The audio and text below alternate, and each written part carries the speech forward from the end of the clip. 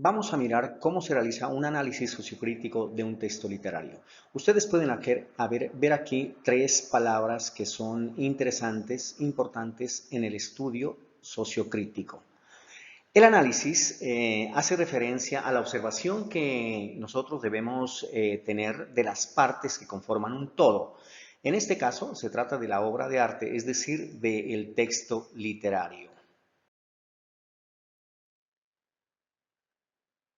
La sociocrítica, en principio, digamos que es un paradigma que busca interpretar y comprender la realidad social desde sus interrelaciones. Ahora, para la sociocrítica, el estudio de un texto literario se fundamenta en las relaciones que tiene el autor, este señor que está aquí, eh, con la sociedad para producir sus obras artísticas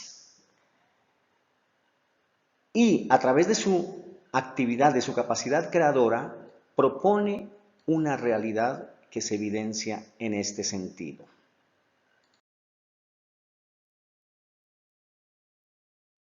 Por su parte, el texto artístico es entendido por la sociocrítica como la obra de arte que ha sido producto de la realidad social, es decir, que el artista es quien posee la técnica, en nuestro caso, el escritor. Él conoce la técnica para narrar, en consecuencia, se fundamenta en la realidad social, en su contexto social, para elaborar su creación literaria.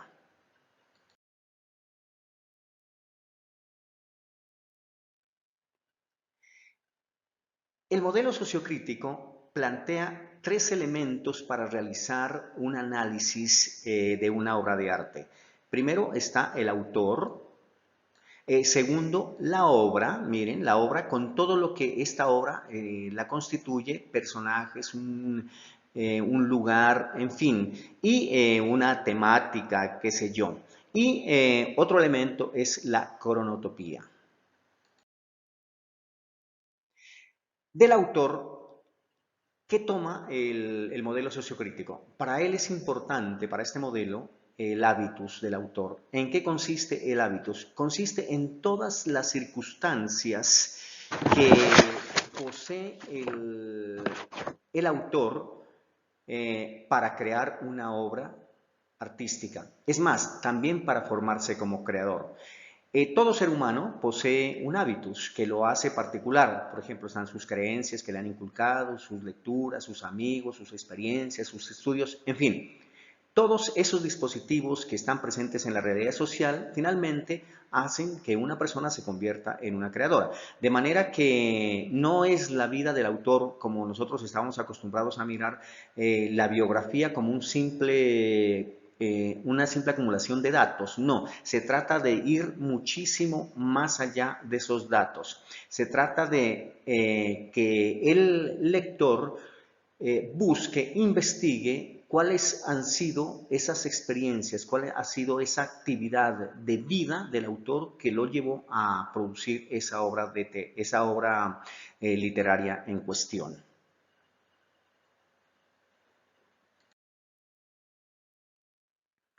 De otra parte, el sistema de personajes, como lo manifestaba en la diapositiva de la pintura, una obra literaria está compuesta por diferentes elementos en su contenido. Pues hay unos personajes, hay una cronotopía que vamos a hablar enseguida.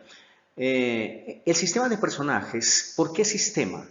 Porque simplemente hacen parte de una organización en donde cada uno cumple una función determinada y esa función es importante para que el sistema funcione.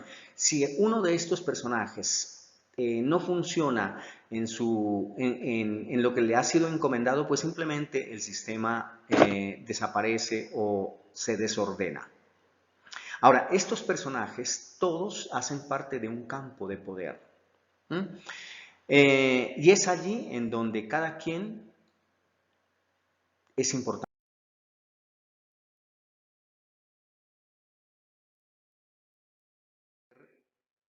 Está constituido por todas las relaciones sociales. y es la sociedad la que lo ha construido. Los personajes que pertenecen a este campo de poder siempre van a tener una relación de ese tipo, una relación de poder. Ahora, ¿qué se necesita para que un campo exista? Porque es un campo subjetivo que solamente está en nuestra mente, pero que la gente socialmente lo ha construido. Para que existan, se necesita que sea producto de un devenir histórico, es decir, que no es de un momento, sino que es a lo largo de la historia que se ha venido construyendo y al cual han existido muchos personajes que lo han perpetuado. De otra parte, existen las normas propias que son de ese campo, unas reglas sobre las cuales los personajes deben actuar. Es decir, los personajes que pertenecen a este campo van a proponer sus cosas, van a realizar sus jugadas para establecer unas relaciones de poder. Y finalmente, un campo también lo constituyen instituciones. Instituciones que puede ser una sola o pueden ser diversas instituciones presentes en el campo, sobre la cual se establecen relaciones de dominio entre unas y otras instituciones. En este campo, los personajes siempre van a ser parte de una estructura social. Y esta estructura tiene que ver con tres características de los personajes. La primera es que hay unos que son dominantes, la segunda son unos dominados que están sobre quienes se ejerce ese poder, esa fuerza de poder, y hay otra serie de personajes que se llaman pretendientes, es decir, aquellos que se preparan, aquellos que estudian, aquellos que luchan por ascender dentro de ese campo de poder.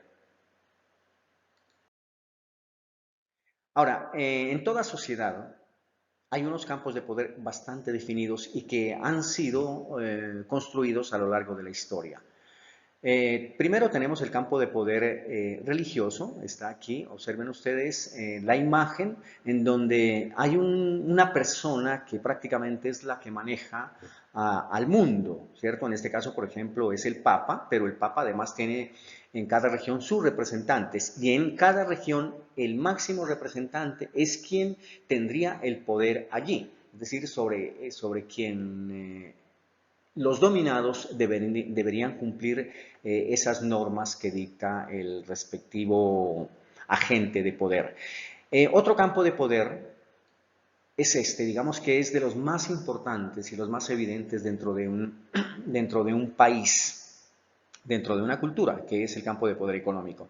En el campo de poder económico hay un grupo de personas, muy poquitos ellos, que son quienes tienen o son dueños de grandes capitales y son dueños de los medios de producción. Estos medios de producción son puestos al servicio de una serie de trabajadores, o mejor, al uso de una serie de trabajadores que producen para estos señores que ostentan el poder económico.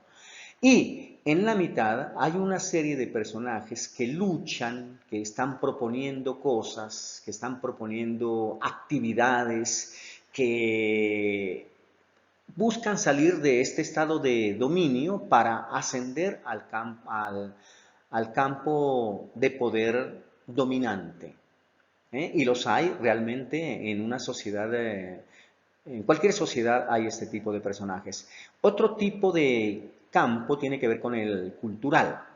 Dentro del campo cultural están todas las actividades artísticas, ¿no? La pintura, la literatura, el teatro, la danza, en fin, y observen ustedes que dentro de cada una de estas especialidades que hacen parte del campo de poder cultural, hay personas que ejercen cierto poder sobre los demás. Por ejemplo, en el campo literario aquí en Colombia, digamos que García Márquez fue una de las personas que él abría la boca o escribía cualquier cosa y todo el mundo lo leía, todo el mundo iba a comprar su obra. ¿Por qué? Porque era una persona supremamente reconocida y además que ejercía cierto poder dentro de la literatura.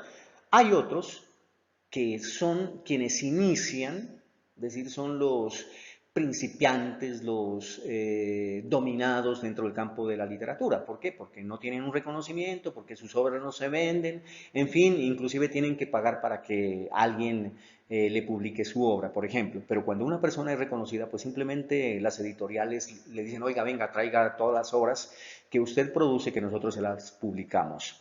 Y hay unos pretendientes. Estos pretendientes son aquellos que proponen, por ejemplo, nuevas formas de escribir, que proponen la creación de personajes, proponen nuevas formas de narrar. Y de pronto con esas propuestas, que en términos de sociocrítica se llaman jugadas, pueden llegar a ser personajes dominantes. Y finalmente tenemos el campo de poder político, que es lo que sustenta a un país dentro de una organización social como sistema, ¿no? Como país organizado. Y en este campo de poder, pues es evidente, por ejemplo, está un presidente que es el que gobierna, están los congresistas que son los que legislan y observen ustedes que en cada región, por ejemplo, tenemos un representante de ese gobierno central y son estos representantes de las regiones quienes estarían en un campo de poder político dominante en cada región. Es de esta manera como nosotros deberíamos realizar los análisis de una obra literaria en tanto a los personajes. Vamos a hablar de la cronotopía. Aquí he unido dos palabras que son claves en todo texto literario, ¿cierto? Que es el tiempo y el espacio.